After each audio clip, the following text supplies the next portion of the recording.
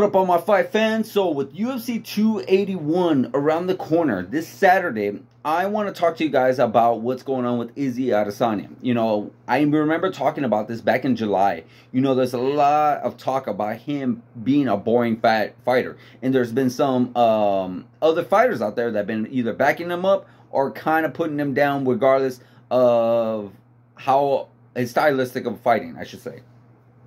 And so what I got to say regarding that is, no, he is not a boring fighter. He has had some very exciting fights. He has some very, very memorable fights. You know, his fight with Derek Brunson was very fun. His fight with Kelvin Gastelum was beyond words. I mean, you can't say enough how great of a fight that was. That was an all-out war. That was action-packed. By far one of the best, if not the best, middleweight fight of all time. But definitely a great fight. And then he had some really fun fights with Robert Whittaker, that first one, then the other one with Paulo Costa. So he's had some fun fights. So he's not a boring fighter. He's a very point fighter. He likes to fight for points now. And we've seen that a lot more lately. And a lot of people like to use the example as George St. Pierre and Anderson Silva. And here's what I would like to say. First, before I go into that, I would like to say, no, Israel Adesanya is not a boring fighter.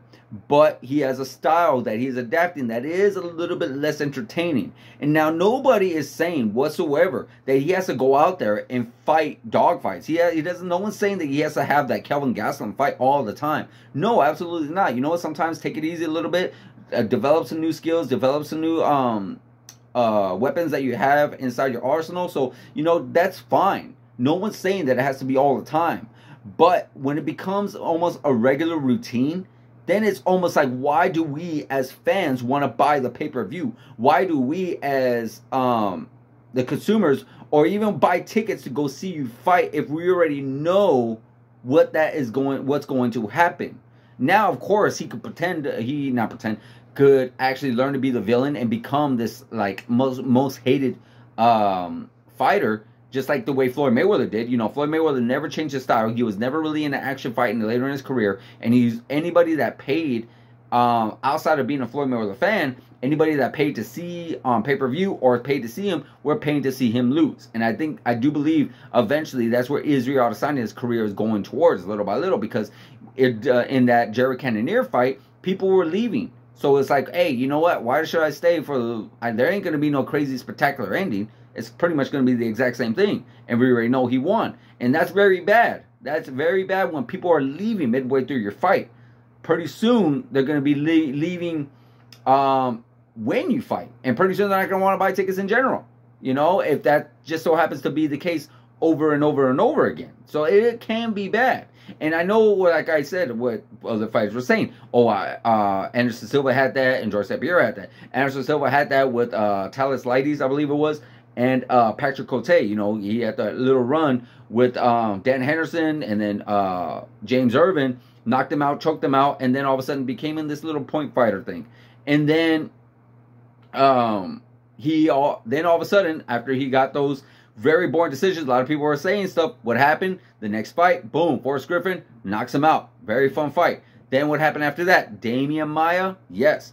Very bad fight. Very bad fight. If it's not on your top 10 bad fights of all time in the UFC, you definitely need to go there. And I don't recommend watching it, but yeah, watch that. It was completely just miserable fight. Miserable fight. But nonetheless, what happened after that? He had one hell of a comeback against Chael Sonnen. So it wasn't, as you can see, it wasn't very consistent. It wasn't left and right. It wasn't like over and over and over again of him having a boring fight. And so with that being said, that's what Izzy needs to do. He needs to, like, okay, after a while, he had that good fight against Robert Whittaker, very point fighting. He had that fight against Marvin Vettori. Then he had the fight with Jared Cannonier. You can see the similar stances. And, of course, he says a lot, well, I'm the champ. You have to come to me. Yeah, that's true. But at the same token, if a person's not even supposed to be with a Robert Whittaker, I can see 100%. Very dangerous. Marvin Vettori can be dangerous.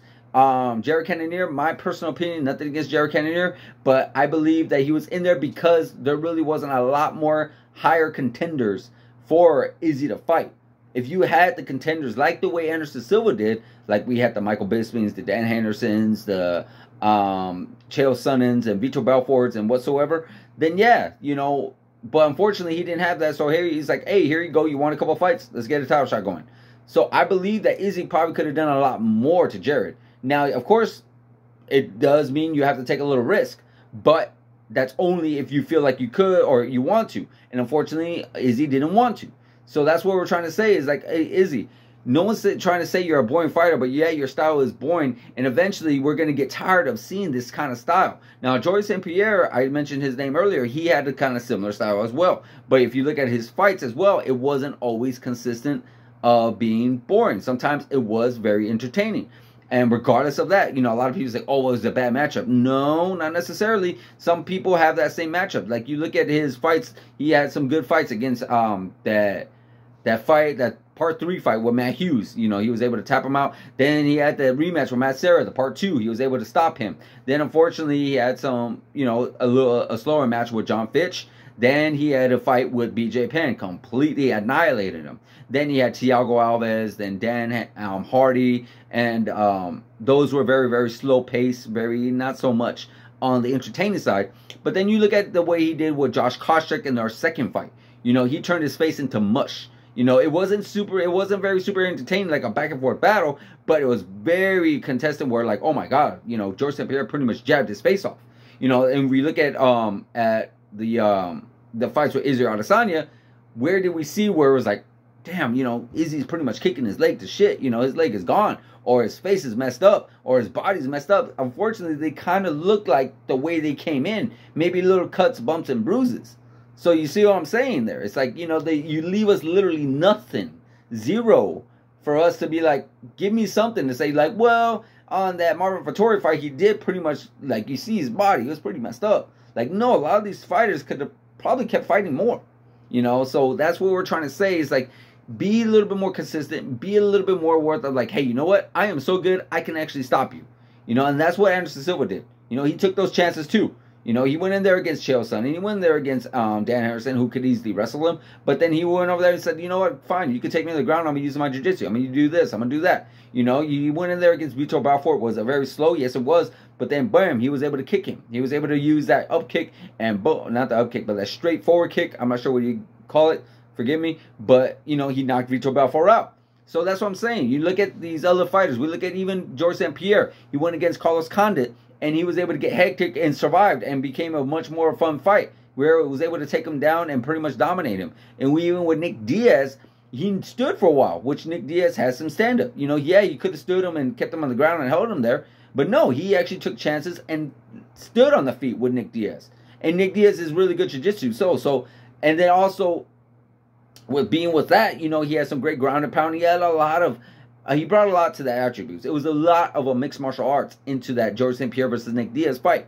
It wasn't just that point fight where he was going to kick you, jab you, jab you. And that's what it feels like for what Izzy's Izzy's plan is. So that's what I'm trying to bring to attention. You know, yeah, maybe Georges St-Pierre and Anderson Silva had a couple of boring fights, but never as consistent as Izzy has been having it. So right now we're going to see what this fight is going to bring. We're going to see, are we going to get a lot of the same, or are we going to get something new? Are we going to get that destruction, that old Izzy, that pretty much dominated Derek Brunson, that dominated Paulo Costa, that dominated Robert Whittaker in that first fight? Or are we going to get that similar Izzy where it's like, hey, you know what?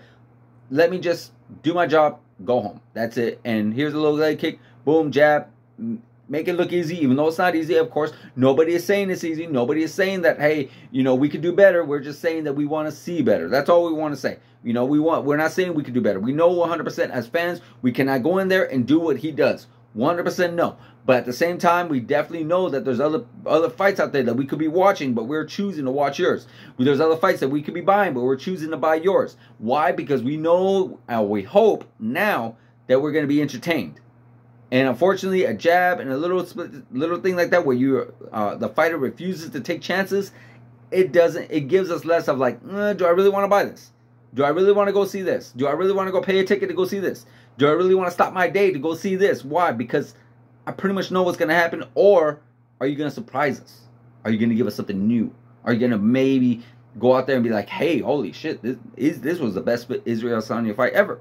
So we don't know, guys. But that's all I'm trying to say. All I'm trying to say is Izzy is not boring, but he has been a couple of boring fights, and we hope, just like Anderson Silva and just like Georges St-Pierre, they do mix it up. He mixes it up. He kind of follows their suit. Like, yeah, couple boring fights, couple of fights where you're learning some new things, and then bam, you come out there and you show us those skills that we know you have, those challenges that we know you can take and come out on top. That's all I'm saying, guys. Let me know in the comments what you think. Like, subscribe, hit that notification button, and I'll see you guys in the next video.